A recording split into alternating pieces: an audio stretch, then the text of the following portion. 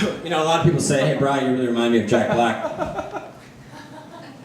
And I say, well, it was just a happy coincidence, I guess. I love Jack, I'm a big fan. But I wanted to tell a little story of a little background and on kind of the coincidence and I'm talking too much. It's just that my songs speak for themselves, really. That's where a singer-songwriter gets in trouble.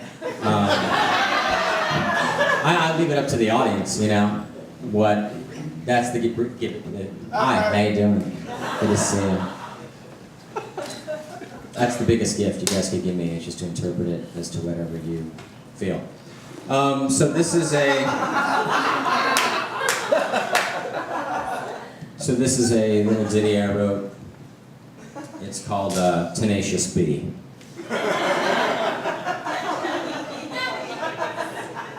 I hope you guys had fun tonight. Thanks for coming.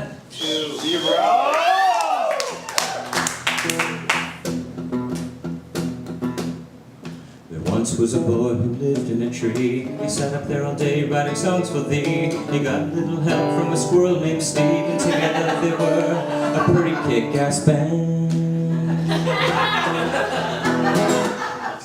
The songs that they sung were the funny kind, a little hip-hop flair with some hilarious rhymes. Then one day this agent walked by. He laughed so hard and he started to cry. The agent looked up and shouted to the tree, hey little boy, give your name to me. The boy looked down and smiled with glee and said, well sir, they call me Tenacious B.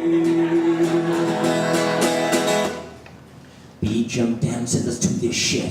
Give me $1 million and I'll write you some hits. The pair shook hands and started to leave when they heard a squirrely voice from atop the tree. Hey Vivacious B, please don't leave. It's your old buddy Steve, I'm on my fucking knees. But go with that man, he's Hollywood sleaze. Stay here with me in a awesome tree. B shouted back, bitch please. He was jealous because here I'm an agent or any other type of representation.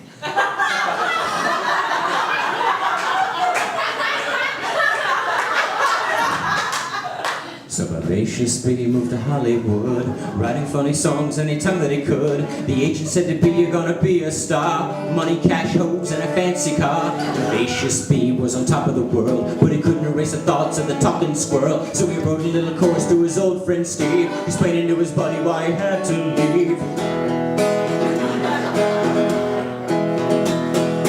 Oh, Steve, this is why I had to leave.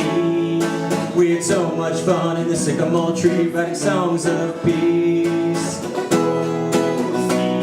This is why I had to leave. I'm hearing La La Land, rap a CAA, and I can't stop snorting this fucking yay. I screw 4 chicks the other night on ecstasy. I think that's why it hurts every time I beat. This is the best damn thing that's ever happened to me. Everybody wants a piece of Vivacious B.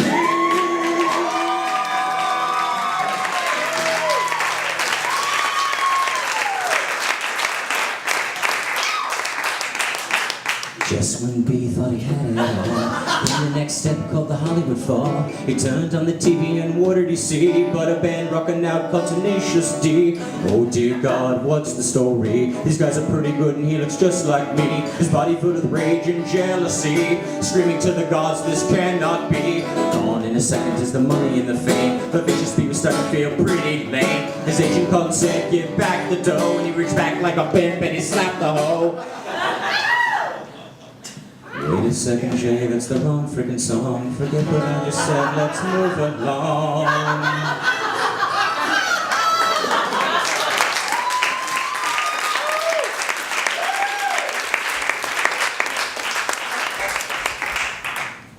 The story that I tell is a cautionary tale. Abandon your best friend, you'll end up in hell. It's not a fib, a lie, or even fantasy. Just a rockin' little ditty about a boy named B. Hey there, bro, don't be lying to me.